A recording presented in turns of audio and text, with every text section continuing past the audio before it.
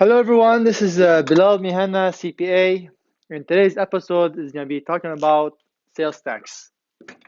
Oops, oops. Sales tax for e-commerce sellers like eBay, Amazon, specifically Amazon, and dropshipping. I think what changed with the new tax law, sales tax law, is dropshippers are not on the hook for sales tax.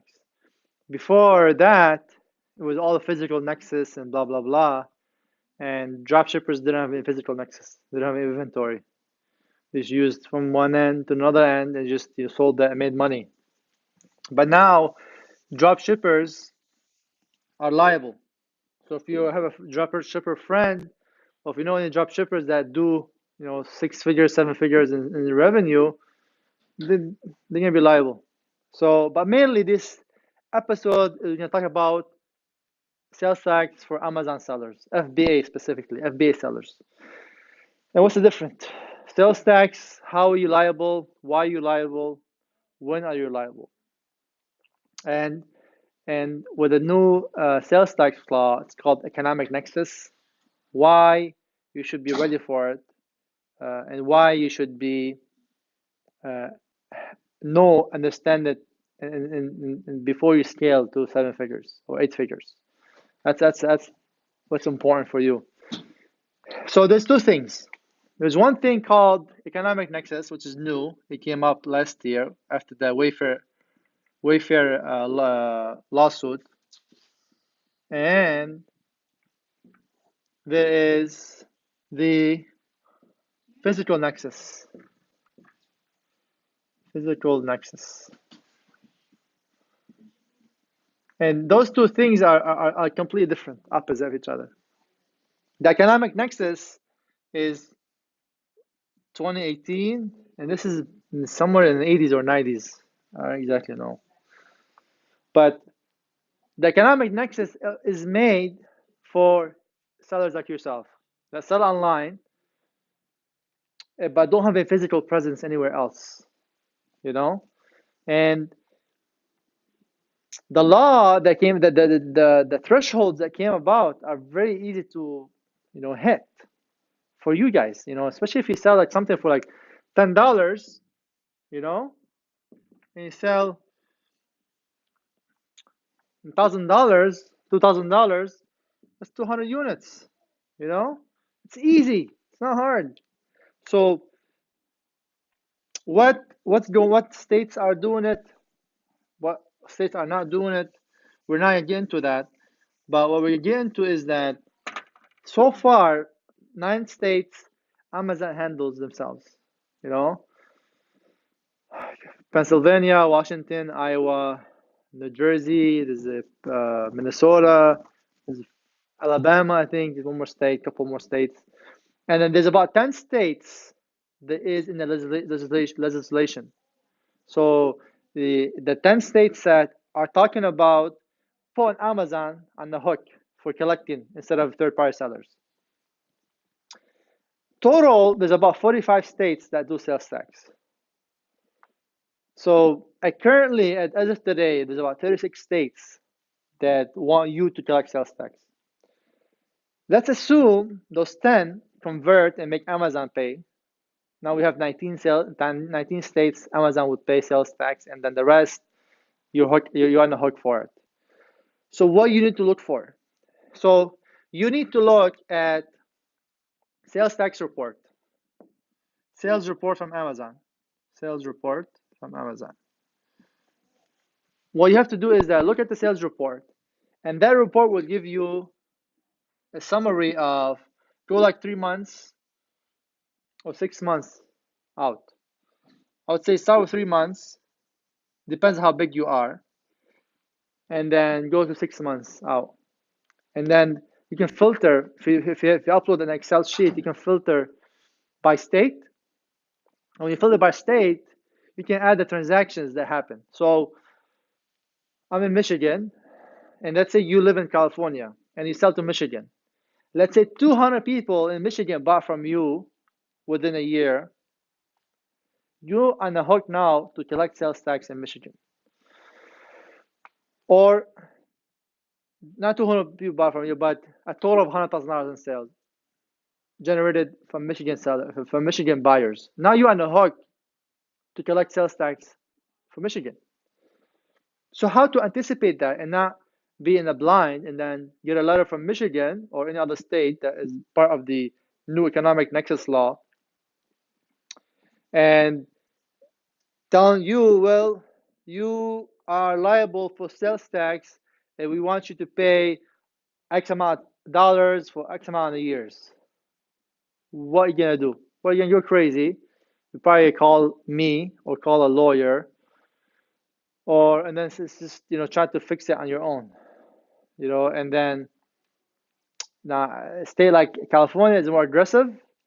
They more go after you, but it's not good. It's a headache.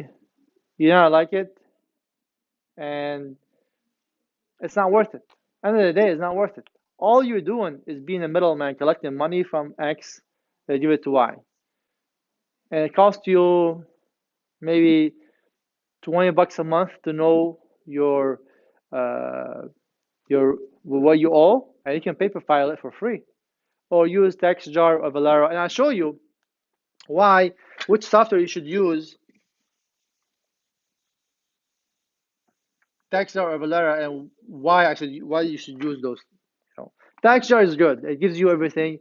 It's a little bit more aggressive on where you should apply, but it's good. It just gives you an idea of uh, where you at.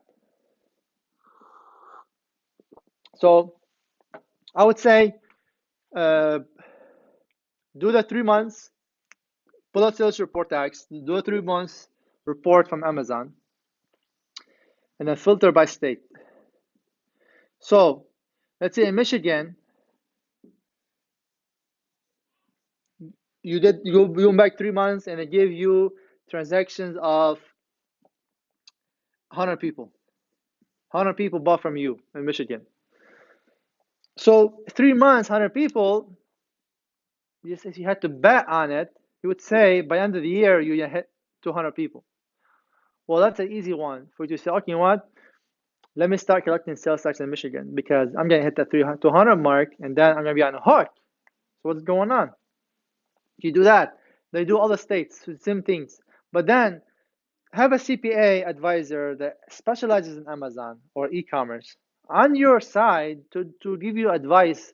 Well, maybe I see Michigan making Amazon convert pay sales tax on your behalf. Yes, you're doing 100, but let's wait until you hit 200. So we'll work things out together that will give us and give you a better perspective, right? And instead of rushing and applying for those states, we can wait. We can wait and see if Michigan is part of those states that are making Amazon collect. If they're not, then we'll go make a different decision. If they are, we'll wait, or we'll be on top of their progress. Are they going? They're not going. So we'll work out together.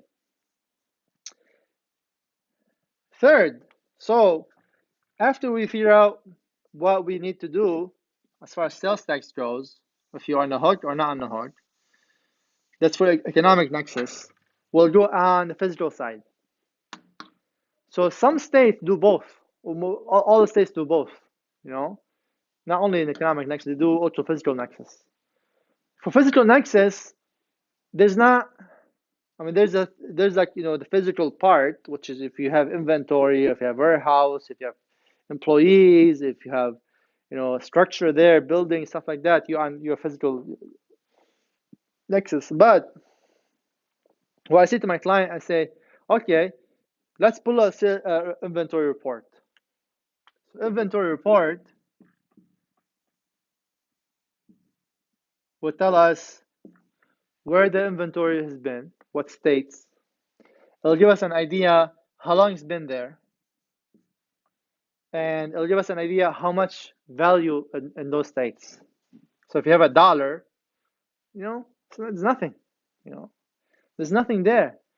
So that's what TextJar does. If you have a one item that costs you $1 sitting in Arizona, Amazon tell you have TextJar will tell you have Nexus. Well, it's not true. Technically, I mean, literally, maybe it's true, but physically, I mean, just $1. You think the state can come after you for $1, and they need to come after you for $1. You pay it, pay it. You give them $1, but you don't have to go rush and apply for sales tax license there, and you'll be stuck applying forever. So we'll do risk analysis. Should we apply? Should we not apply? Is it worth it or not worth it? Can we give them money and then that's it? So we'll play that role. It's very important to have a CPA on your side doing that, because if you have a local CPA, he doesn't know nothing about sales tax outside his state. He doesn't know anything about Amazon. He might never heard of Amazon, or he might only bought from Amazon. He doesn't know the details and the nuances of where and how and all these things. Another thing also a lot of people do is that you use either TextJar or Avalara. And a lot of people say, "Oh, I like TextJar," and most people never heard of Avalara. But they both do the same thing. Both, I think, cost the same thing. Both cost $20 a month, and then $20 for filing. But if you want to save money and be cheap on your business, I would say I would use Avalara. Why? Because TextJar will give you, let's say you owe $100 in Michigan of sales tax, you have to pay back.